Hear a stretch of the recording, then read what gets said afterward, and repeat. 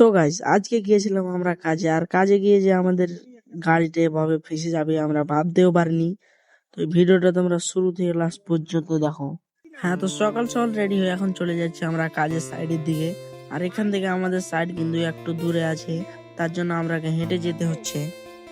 তো এখন আমরা চলে এসেছি সাইডে, আর ওখানে ইঞ্জিনিয়াররা লেভেল দিচ্ছে, আর কিছুক্ষণ পরে আমাদের ঢালাইটা আসবে, তারপরে আমরা ঢালাই করব। তো দেখতে দেখতে আমাদের ঢালাইয়ের গাড়িটা চলে এসেছে। তো এখানে আমরা সুট টুট লাগিয়ে ঢালাই করতে লেগে গেলাম। আর এখানে আমাদেরকে 150 মিটার চাল দিয়েছে, তোমাদেরকে আগের ভিডিওতে তো বলেছি।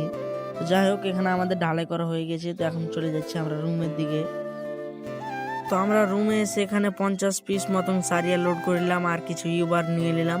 তো এখন আমরা চলে যাচ্ছি সাইডের দিকে গাড়িতে, কিন্তু আমরা এখানে লোড করে দিয়েছি।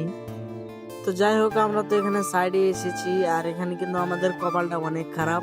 এখানে বালুর রাস্তা ছিল, আর এখানে গাড়িটা যাচ্ছিল। তো এখানে দেখতে পাচ্ছ গাড়িটার একদম হালটা কি হয়ে আছে, একদম সেইভাবে ফেসে গিয়েছেন, আর আগে যেতে পারছে না।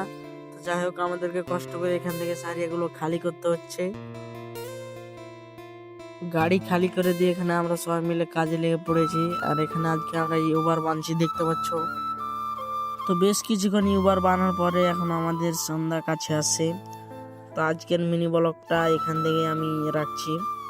আর আমার ভিডিও আপনাদেরকে ভালো লেগে থাকলে সাবস্ক্রাইব করে পাশে থাকবেন, আর দেখা হচ্ছে নেক্সট ভিডিওতে।